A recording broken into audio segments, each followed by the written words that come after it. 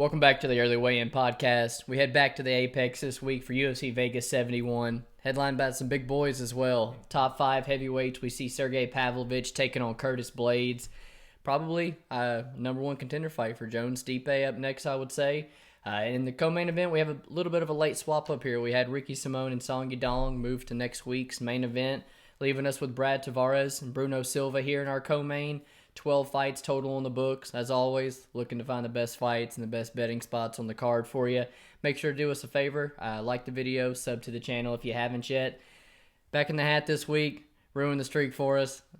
Small loss for my behalf, minus a unit loss. But should have been heavier on it, man. The best is blessed. We knew it. I did, hit a prop, but should have been as heavy as you were. Came through big for us. It's now 7 weeks in a row for you. On fire right now, man. As always, go ahead and recap our action from last week. Yeah, so like you said, it was a loss for you, but definitely one that you can come back from. We'll take a look at your betting card from start to bottom. Dustin Jacoby, I think that was your biggest swing of the night. Yeah. Is a tough one. It looked like he was about to get it done towards the end, but just wasn't enough. You lost 2 units there. It was the Pedro Munoz that I thought was maybe your best call of the night, man. Plus 180, going 30-27s all around. It was a really solid underdog hit right there. Bill Algeo over TJ Brown. I thought that one was going to be a little bit sketchier, but it ended up being pretty easy, man. Bill Algeo with the finish. Mateusz Nicolau. That was a tough one for both of us. It sucks. I really didn't think that he would give Brandon Royval the opportunity to engage in that chaos, but he did end up catching him. It was a minus 1.55 unit loss. And then, the Holloway wins in rounds 4, 5, or decision. That was a big one for you, plus 125. Good prop. Tanner Boser, Ion Cutelaba over 1.5 rounds. A risky play, a somewhat questionable stoppage, but... I'm with you on that. But at the end of the day, Boser wasn't defending himself. It was a sketch one. Cutelaba, the way that fight was playing out, had Boser survived, I think the Cutelaba wins by decision was live. And then you move down to the parlay. The over 2.5 rounds in the Holloway Allen fight was a lock. And then fight starts round 3 in Algeo TJ Brown. Algeo not really known to be an incredible finisher like that, especially early, but ended up kind of 1.5. Yeah. So that was a minus 1 unit loss. On the night, it was minus 1.12. Like I said, definitely something that you can bounce back from. Looking over at my card, hit Holloway a lot, man. I ended up being 4.5 units deep on his money lines, ranging from minus 170 to 176. I thought he looked in control. I thought Max Holloway 49-46 was a reasonable scorecard, although it was a little bit closer than I guess I'd like for it to be. Edson Barbosa, Billy Q. I had 2 units on him at plus 155. To be honest with you, man, I know that I hit it, but I don't know, if he doesn't catch him with a knee coming in, how great Barbosa looked. It looked like he was kind of, getting chipped away at. He didn't look as fast as I thought he would be, so I'll take the win right here, but I'm not loving that bet looking back on it. And then the Mateusz Nicolau, that was a big killer right there. I had 2.35 units on him. Tailed you on the Holloway wins rounds 4, 5, or decision, bringing 5 units total all on Max Holloway. And then my Aaron Phillips wins by submission. I don't know, had him mounted, had his back twice in the fight. 6-7 minutes of control time. Plus 1,000. I don't hate the stab at it. I ended up the night plus 3.73 units with a 39% ROI. And looking to keep the ball rolling.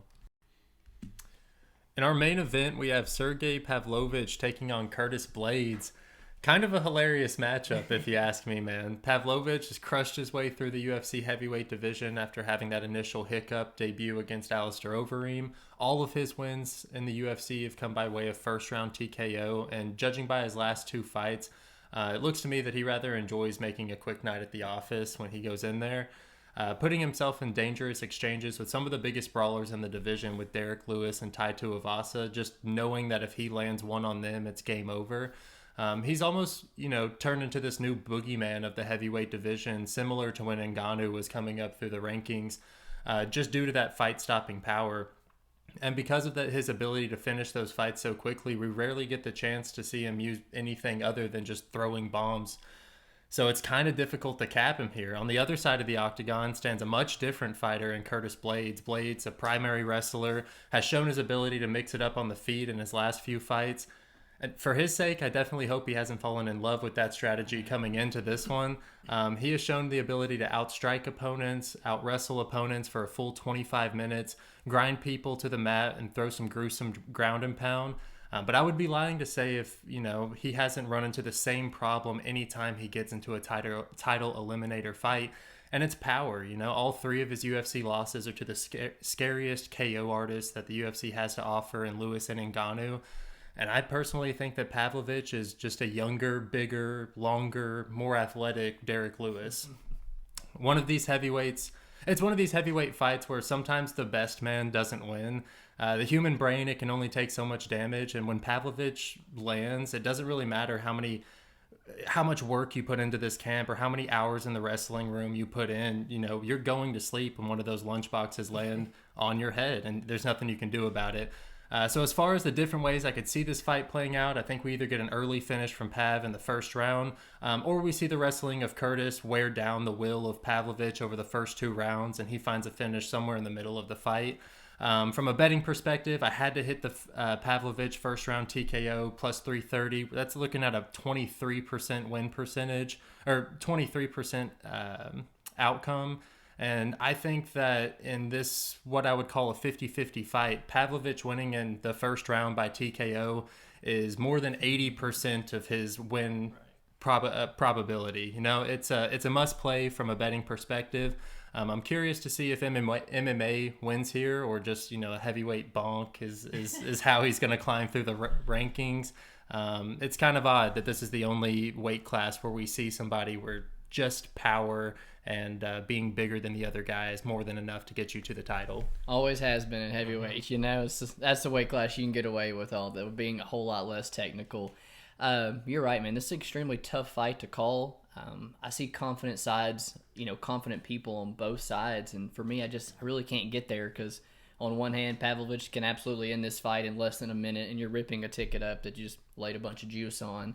And then on the other side, Curtis could very well potentially just be this guy's kryptonite and be the wrestler causes some issues that we've just not seen yet. But as far as I'm concerned, Pavlovich is just not a guy that I'm trying to bet against at the present moment. He's not a guy I'm trying to be betting against because I could be ripping that ticket up in 56 seconds, after laying a bunch down on it. The guy's got unreal power. The boxing is very, very good, man. After he kind of winged the big overhands with Tai Tuivasa, set him down with a super sharp jab, showing how much power he has. The one knock that I do kind of give, Tuivasa was coming off 3 months removed from his fight with Gane where he got knocked out. Derek Lewis, I'm pretty sure, was coming off a knockout or two, a couple losses in a row. It definitely wasn't the Derek Lewis that knocked Curtis Blaydes out 2 or 3 years back. So, while that's my one knock, I don't necessarily think, I'm not going to go out here and say Curtis Blaydes is going to eat these punches either. The one little worry, is you do look at that Alistar fight, and we don't have any other examples of that in the last 4 years, So has he patched up his takedown defense? Is it going to be good enough against the best wrestler in the division? And then maybe even another bigger question is, if he gets outside of round 1, if he lets off one of those big flurries that he let off on Tuivasa and Curtis somehow survives it, by finding a takedown, just how much gas is left there in the second, the third, and later rounds makes me kind of hard to bet Pavlovich in this spot as well. You talked about the cardio edge, team elevation. I mean, that's massive for a heavyweight. The cardio and wrestling that Curtis Blaydes has is unmatched. Able to shoot 20-plus takedowns in a fight. I am worried about him improving, the stand-up, kind of falling in love with it like the Chris Daukaus fight, because that was a fight I thought he could very easily just take him down and finish. Second or third time on the cusp of a title shot here. Surely he doesn't piss it away by striking with one of the most dangerous strikers, man, in the division, but I just don't know. I don't have a bet on either money line side, but I told you, first round TKO for Pavlovich, 22% win condition like you talked about. That is his win conditioning, in my opinion. I think that should honestly be closer to about 35%, closer to 40%. So I think there's a huge edge on there. That's the only way he really wins this fight. So Pavlovich first round TKO for us, man. In the co-main event, we have Brad Tavares taking on Bruno Silva. Another fight that I just don't have the most confident read on, man. And another one that I just, good luck to people betting on. Brad, I thought the guy's career was kind of over, going kind of downhill once he got head kicked by Edmund Shabazian. He's 36 years old now, but he bounced back with 2 wins in a row. But he dropped the last one to Dricus du Plessis last July, and it's a loss that's not really aging bad by no means whatsoever. It was a good back-and-forth battle.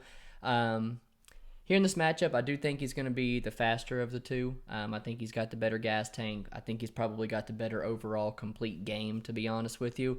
But when I see Brad fight, I think he's got really good takedown defense, and he shows it when, fighting Omari, Antonio Carlos Jr., Jodko. It's like when guys want to take him down, he can really keep the fight up on the feet, exhaust the opponents from all the offensive wrestling, and just take over down the stretch with his volume and stuff. He's nowhere near as mean, but I compared him to like a prime Robbie Lawler who was able to just sprawl amazingly and keep the fight up on the feet when he wanted to. That's just not really Bruno Silva, man. He's a dangerous kickboxer, and I think that's the style that has typically caused, Brad issues. He also holds the power edge on the feet. But du Plessis hits like a truck, man, and was not able to get Brad Tavares out of there. Historically, he's a pretty durable guy. And then, 2, the Bruno Silva that we saw last time was an absolute shell of himself. He got knocked out on the feet by GM3. There was not really a moment that I thought he looked great in a fight that I thought was tailor-made for him to go out there and get like a Joe Pyfer knockout,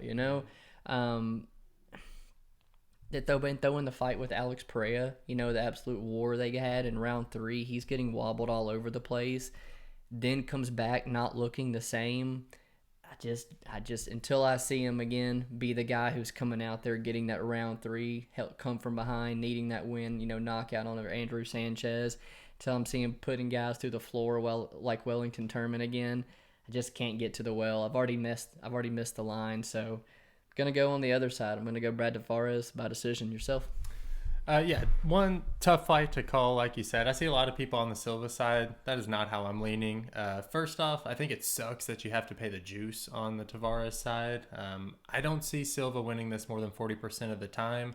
I know Tavares has shown a couple of times that he can be KO'd, but I think he's notoriously more known for his toughness inside of the octagon. Hawaiian. I feel like coming into Silva's last 2 fights, he's been pretty KO reliant his whole career, and now that he's not getting the Jordan Wrights or, like you touched on, the KO in the 3rd round of the Sanchez fight that he was losing, I think he's going to need to show a lot more of his game to win fights now at this stage in his career. And I do think that Silva brings the power to give him a puncher's chance against anyone in the division, but I struggle to see how he's going to win fights when his opponent doesn't fall to those early attacks. In this case, he has someone in Tavares who's extremely well-rounded, difficult to get to the mat, even tougher to keep down. Tavares has a great chin, like I've talked about, and the willingness to engage in the fire.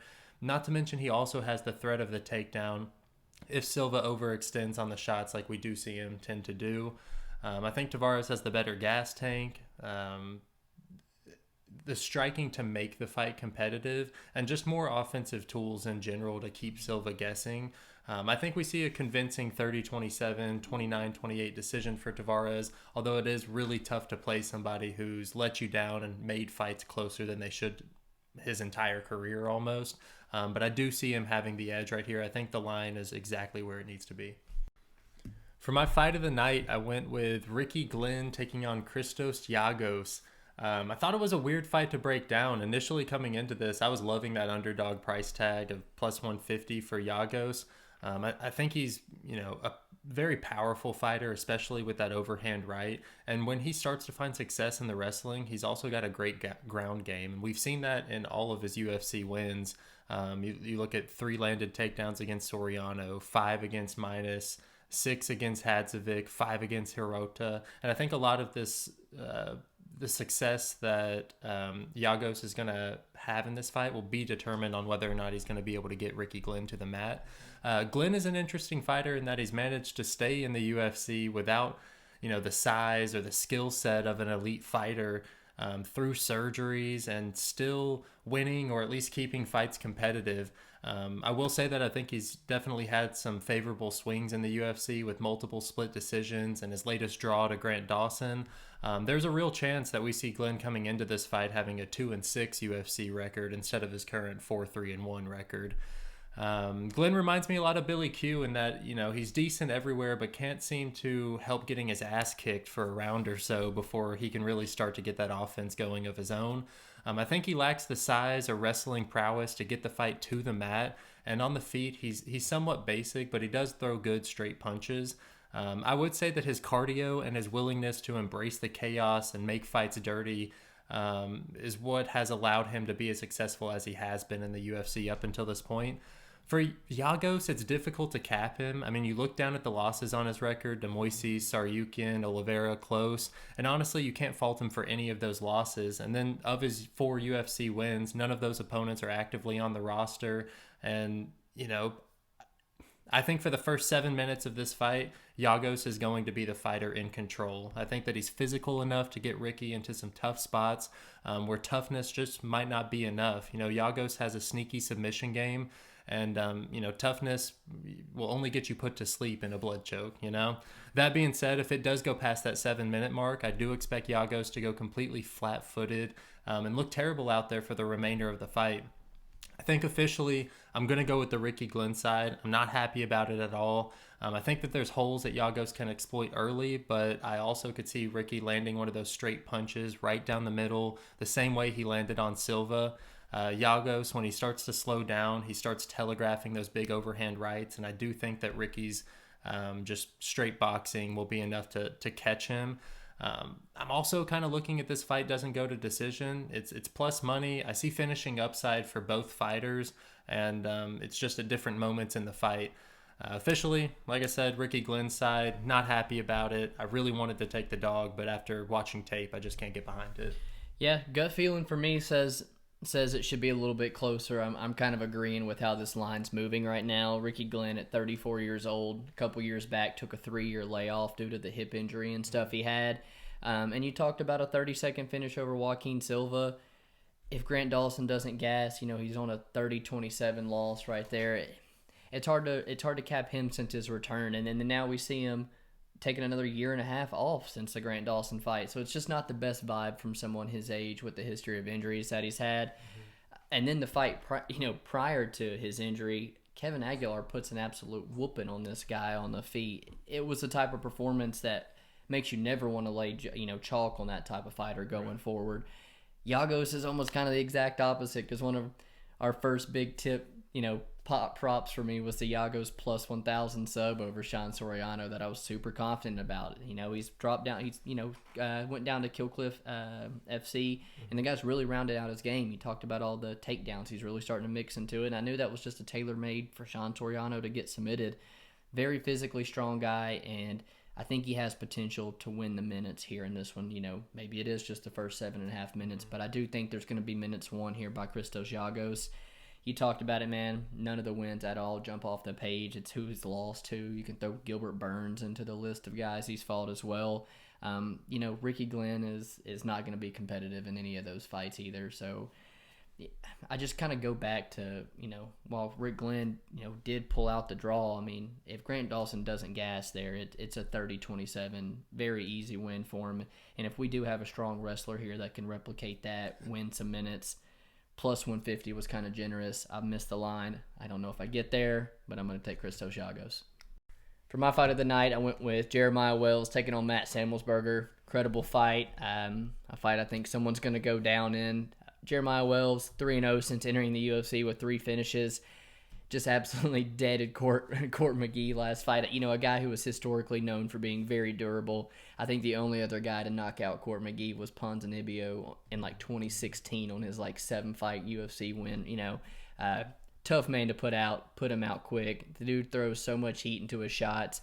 He's extremely fast and powerful, and you throw in the Renzo Gracie, Philly gym he's training at. I don't know how much work he gets in with them, but there are pictures online with Sean Brady, Petrosky, Joe Pfeiffer. I mean, it's some good guys to really be working with. biggest thing for him here, man, he's got a very, very underrated black belt that he's just not really shown other than the blood diamond fight. I think that's a real issue that he could cause for Semelsberger here. When you go back and watch Semelsberger's fights, he's been submitted on the regional scene. Most recently, the AJ Fletcher fight. Man, AJ Fletcher is putting him through the ringer on the mat, multiple choke attempts in the first round. And Fletcher does what he does best and gasses after that, And so I think with someone of the black belt credentials Jeremiah Wells has, could really make good of some of those submission attempts. Semelsberger, outside of being maybe a younger here, still adding some wrinkles to his game, I've just not really been too high on this guy. I think he relies on that toughness, athleticism, and I don't see much outside of him lining up his right hand.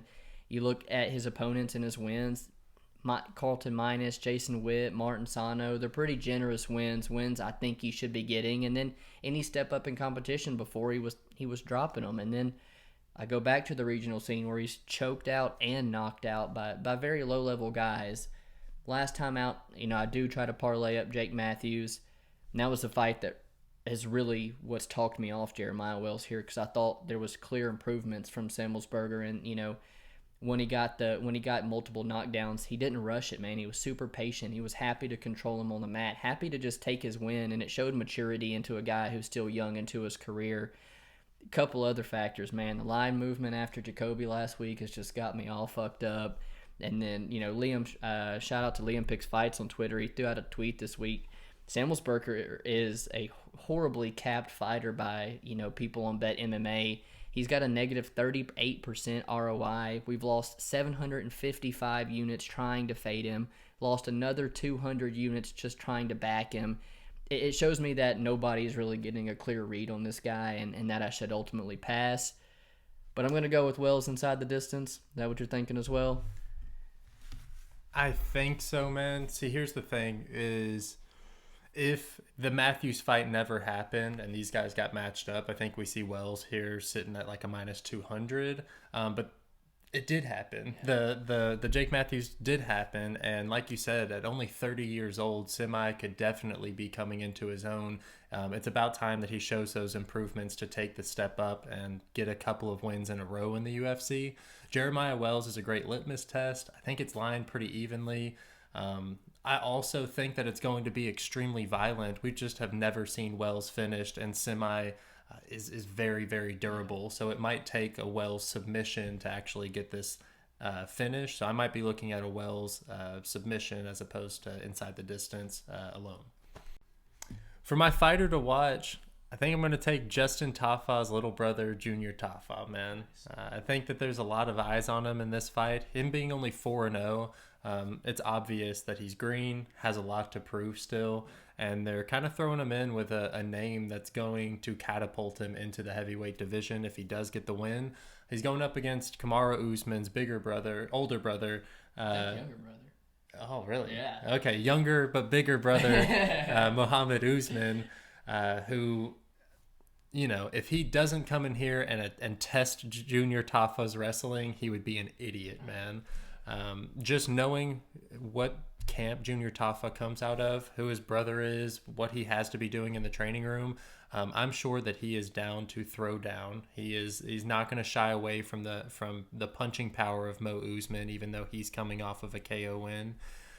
And I think we're going to get an excellent fight if he is able to stuff the takedowns. But it is like a New Zealander, Aussie type big man thing to not be able to stop the wrestling. So if Tafa can kind of show improvements on what we've seen come out of Australia and New Zealand in the past from heavyweights, I do think that he has more than enough opportunity to get the knockout here. And Usman, who we've seen slow down, has a lot of defensive holes on the feet as well. He's slow. Yeah, I'm not too high on Usman at all. I want to bet Junior Tafa here, but he's going to have to prove to me that he's UFC worthy for me to lay any of my hard-earned money on him, which is why he's my fighter to watch. Got to keep an eye out for him because he could be the new brother future of the UFC. I dig it, man. I'll be watching him as well. I like the side you're on. First fight of the night, fighter to watch for me, Dana Batgari. I truly think Dana, honestly, man, I think he could hurt Brady on Saturday. I think we're looking at a buy low spot on a guy who's dropped his last two, but I mean, watching it back, looking at the scorecards, he is up on all the judges' scorecards in round one on Chris Gutierrez before the back fist. He lost the decision last time to King Hong Kong, but we're talking about an 11-fight veteran in Kong there. And now you're getting Brady Heistand, a very young, green, one-dimensional prospect, a guy who's extremely reliant on having to get the fight to the mat, and I'm just not necessarily sold on the ability to do so. I don't necessarily think he has good wrestling. He's got some good control time, good jiu-jitsu. I think things always get hairy a little bit late for him as well. I'm not necessarily sold on his gas tank. I was big on him to beat Fernie Garcia last time, man. He got taken down by Fernie. He got hurt on the feet by Fernie. It was a real close decision. And then you throw in the fight with Chad Henliger, a flyweight who he takes down in round one, gasses and gets knocked out in the second round. And Dana has real fight finishing power. Ask Canetti. Ask Brandon Davis. Brandon Davis is a tough SOB. Ask Zabit, who couldn't get him out of there. Dana's out there putting him away, really hurting him. Doing this camp at Fight Ready. They have you in some of the best physical shape possible, and it's got some of the most sharpest minds behind your game planning. I know you're wrestling. They have you ready here, man. So I think Dana's going to start off the show with a bang. I think he's going to put Brady Heistand away. I don't think Brady's ready for this step up. I got 1.5 units at minus 135. So for that reason, Dana my fighter to watch. For our underdog play, first off, we both have Sergei Pavlovich in some way. It's the first round TKO, so we're not going to use that as our underdog pick. This is not a play that I've made yet, but it is possible. My underdog for the week is Carol Rosa over Norma Dumont. I think Carol Rosa is the far better MMA practitioner, right? I think she has more weapons offensively. I think defensively she's sharper, and the only thing holding me off of this is the size. You brought up a good point earlier. Maybe just wait until weigh-in, see if we can, if there is any noticeable size difference, and maybe I will hold off. But as far as Carol Rosa, just all around having all the tools that she needs to get the win here, I do think that it all leans in her favor, and you're getting her at plus money right now. It's tough. It's tough that size is the only factor that is wanting us to back off. But at the end of the day, that is one of the biggest things that you have to worry about in women's MMA. Carol Rosa, only 28 years old. She's really coming into her own. I thought she looked good against Lena Landsberg, who's also a little bit bigger woman. This could be her fight, and we're getting her at an amazing price tag at a point in her career where she's really turning it around. So she's my underdog play of the week. Haven't played it yet, but look into it. Maybe I'll add a couple things that'll get you to it. You're talking about a girl who's literally thrown over 100 significant strikes, landed over 100 significant strikes in almost every one of her UFC fights. The volume's there, takedowns there. A little bit lower caliber fighter than Norma Dumont. Jocelyn Edwards is a featherweight. Took her down multiple times, beat her up. That's the kind of one I'm looking at this week, too. I like Carol Rosa. Underdog for my side, I'm going to go with Christos Giagos. Another card where I just wasn't too passionate about some underdogs, especially like I was with Pedro Munoz last week. And I've missed the line here big time, so I don't necessarily know if I get to it. But Giagos, in my opinion, should be coming down to where the line is closer to now. I think he's fought an extremely tough slate of guys that Glenn's not going to beat. It makes me real hesitant to have Glenn land as a big favorite here. He's also coming on a year and a half layoff, 2 fights removed from a 3-year layoff, wear and tear, injuries. And we see Giagos finally a couple fight camps deep at Clear Cleft FC. Interview with James Lynch, he was saying he's finally kind of feeling at home with the guys, sparring with some of the big guys. I think he's got the wrestling upside, the strength upside.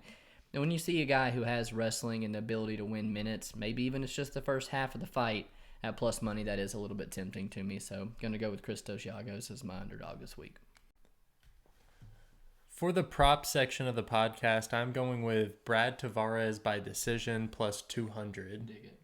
I think that Silva is not going to find the knockout that he needs, and I think Tavares has all the defensive tools to kind of, negate the forward pressure. He has the chin to take the power shots of Silva, and then I also think he's going to be able to mix in the wrestling, give the judges something to think about whenever they're marking who won the round. I think that Tavares has the upside of finishing a round on top. And you can get away from the minus 160 price tag Tavares is sitting at with his biggest win condition. The only thing that I would be worried about is Tavares taking Silva down and Silva getting submitted, as he has been submitted in 4 of his losses. But Tavares' submission grappling isn't that good. He's had 2 submission wins in his career, and they were before he came to the UFC. So yeah, I like Tavares by decision plus 200. I was just about to say most definitely his win condition because he's finished 1 fight in the last 10 years. So excellent price tag to get, for a minus 170, turning that to a plus 200. Prop for me, I'm going to take Priscilla Cachoeira and Karine Silva under 2.5. It is minus 150. You got to laze a little bit of juice with the girls, and that is a little bit risky. But, dude, the history is there for both of these girls.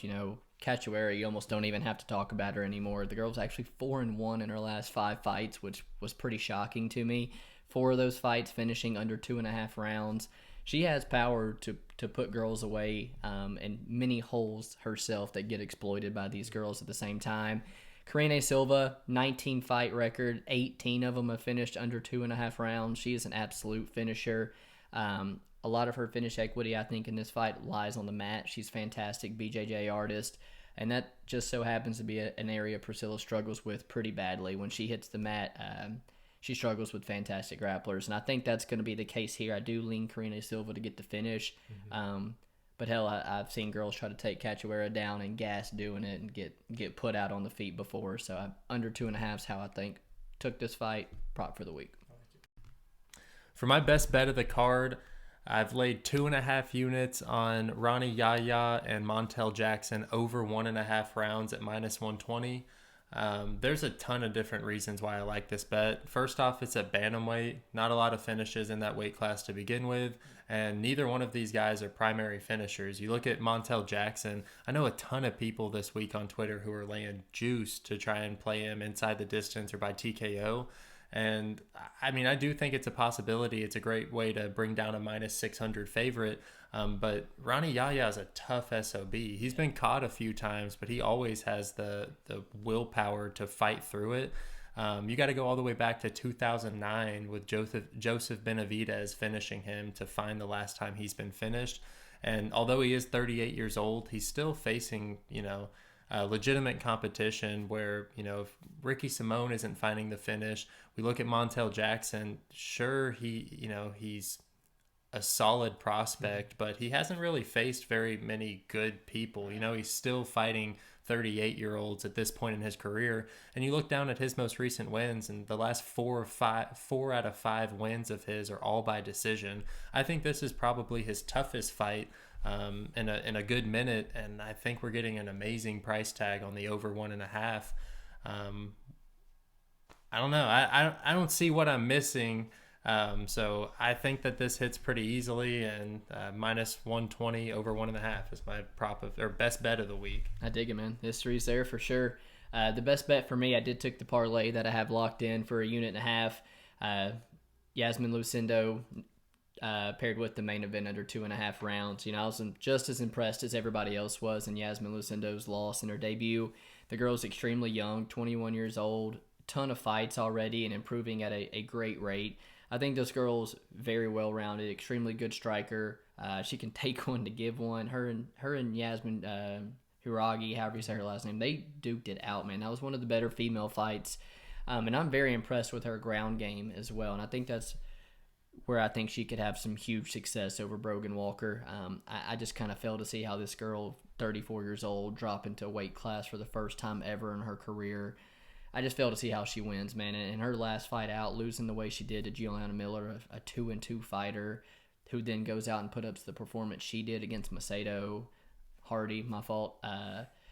Bad look, man. And then I don't even think I have to speak too much on the under 2.5 in the main event, dude. 12.5 minutes for these guys. I think someone's going down. Whether it's first round TKO for Sergei Pavlovich, or he just doesn't find that TKO and he gets wrestled and pounded into the mat by Blaydes. I think someone's going down under 2.5 there. You get minus 140 for it. Best bet this week. Moving on to our quick picks section of the podcast, we start the night off in the bantamweight division where we see Dana Batgarel taking on Brady Highstand. I am going with Dana Batgarel here. Going with the nah as well. Fighter to watch. 1.5 units on him. I know you're kind of wanting to get there, but kind of not talked off the ledge yet. Moving on up, women's flyweight, Priscilla Cachoeira versus Karine Silva. Again, my prop this week. I think the under is a good play here. I got Karine Silva by submission. Yeah, I think I'm also going to lean Karine Silva here. Moving up to the featherweight division, Francis Marshall taking on William Gomes. I was not impressed with Gomes in his last time out. I think Francis Marshall seems to be a pretty legitimate prospect. I do like him here. I like Francis Marshall as well. Triple the volume, better wrestler. He's just young, man, 7-0 and stuff, and a big price tag to pay. But he's the side for me too. Muhammad Usman, Junior Tafa at heavyweight. I think Junior Tafa's going to put him out, man. Yeah, there's a lot of respected people that are on the Usman side, but I think at the current odds, I'm leaning Tafa here as well. Moving down to the women's featherweight, Carol Rosa taking on Norma Dumont. On the Carol Rosa side, I think she's the better fighter. Yeah, man. I'm on the same side as you. I'm going to take Carol Rosa, and maybe we get to her money line or decision prop somewhere later in the week. Hani Yaya taking on Montel Jackson. That's a tricky one, man. I do get everyone. I think Montel wins this fight, so I do get everyone trying to find the best way to play him. So it probably is inside the distance, but the history's there for this to go late. I'm going to take Montel. I think he's going to get the third round knockout. Casher over 1.5. That would be nice. I'd be totally okay with that. This is a tough one. I think Rani Yaya is going to make this way closer than the odds are saying it. At least in the first 2 rounds. Mm-hmm.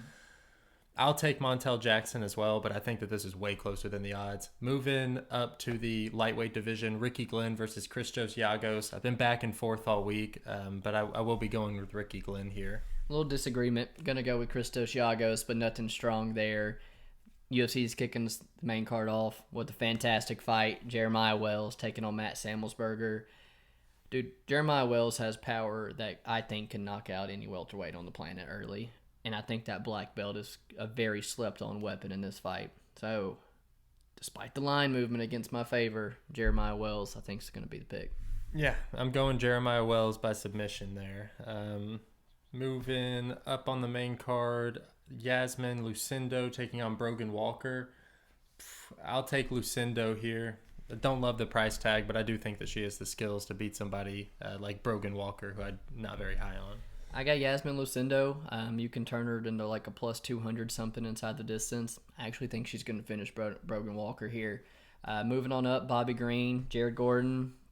Bobby Green's the anchor to a lot of parlays this week, and he's coming off a knockout loss. I know he was looking good. A knockout loss. And when does he ever fight to his strength? You know, I could very well see him going out here and trying to wrestle Jared Gordon for all. You know, you just don't know with Bobby Green showing up with 60K at media day stacked in front of him. He's a head case, man. He's the pick, but I don't have any action there. Yeah, this one's tough. Like you said, I don't know if Bobby Green ever really covers like a minus 300. He just makes it close because he's not fighting with the best fight IQ, but I do think that he should piece up Jared Gordon here. I thought we were going to be getting a buy low spot with Gordon coming over the robbery with Patty Pimblett, but it's not. You got to pay a lot of juice to be on the green side, and although I'm on it, not playing it. Moving up to the co-main event at 185 pounds, Brad Tavares versus Bruno Silva. I'm on the Tavares side. I think it'll be kind of a shitter co-main event, to be honest with you, but I am on the Tavares side here. Typical Brad Tavares fight, exactly right. Going to decision. I think I'm going to side with you against all the public money. I'm going to go Brad Tavares, and I'm going to take him by decision as well. Pavlovich, Curtis Blaydes. Man, the best thing is some violence here, but they both got such clear paths to victory, man. It's a hard pick here, but I'm not standing in the way of Sergei Pavlovich's lunch boxes right now. Right. So Sergei Pavlovich, first round TKO for me. Like I said in the breakdown, the best fighter doesn't always win. I think that Pavlovich is going to come in here and club him over the head and get the TKO round 1 victory. So yeah, glad that we're both on the same side in the main event.